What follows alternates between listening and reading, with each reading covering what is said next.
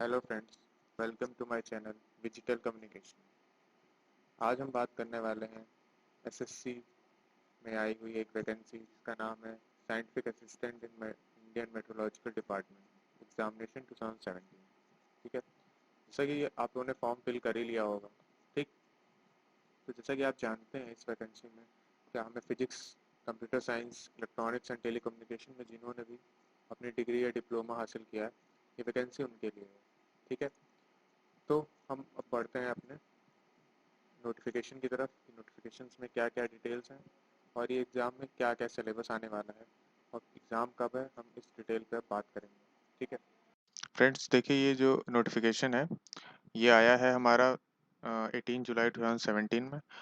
ठीक है, और जो इसकी क्लोजिंग डेट है वो क्या है, वो 4/8/17 है। ठीक है,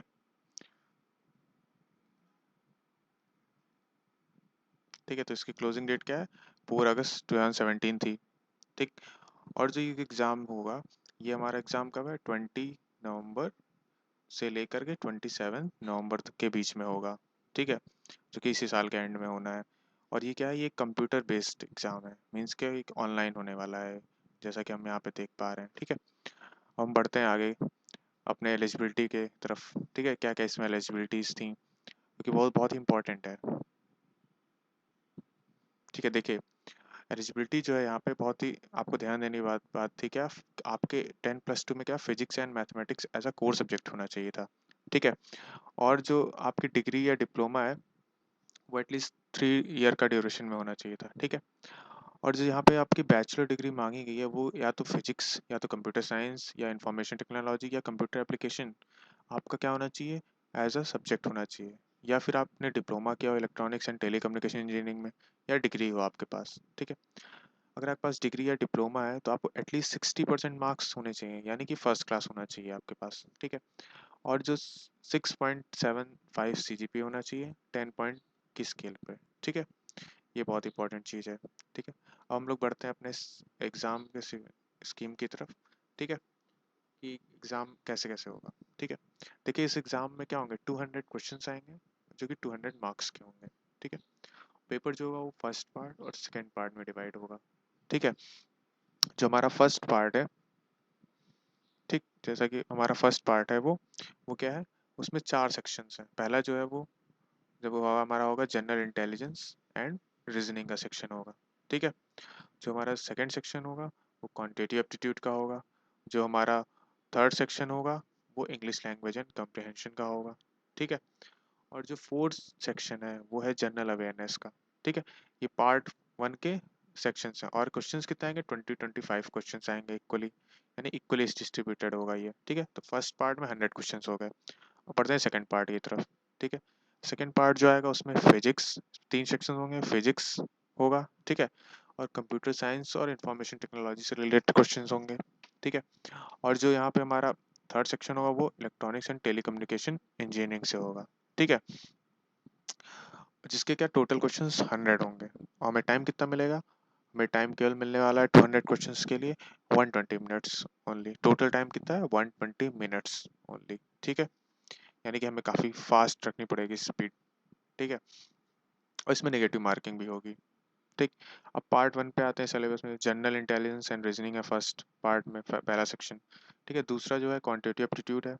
तो ये सब सेम ऐसे आएगा जैसा आपने एसएससी सीजीएल में आता है, एवरेज, प्रॉफिट लॉस के question, discount, partnership.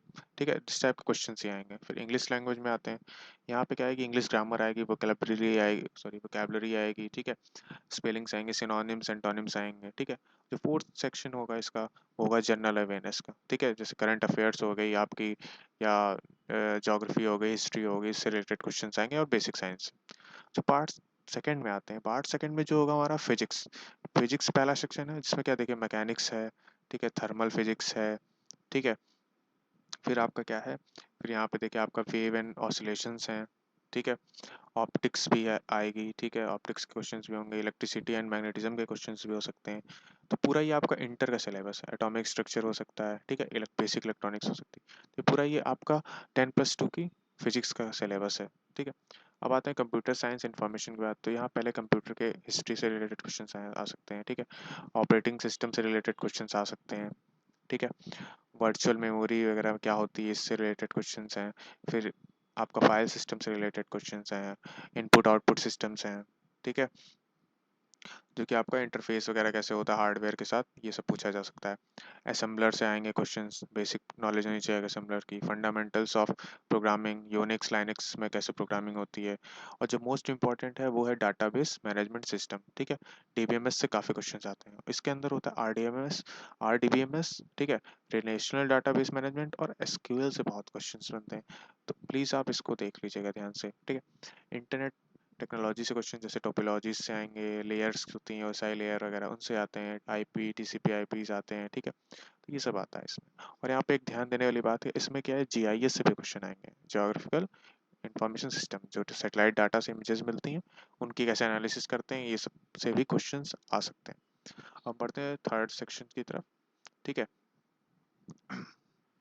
Third section हमारा क्या है, इलेक्ट्रॉनिक्स एंड टेलीकम्युनिकेशन, ठीक है।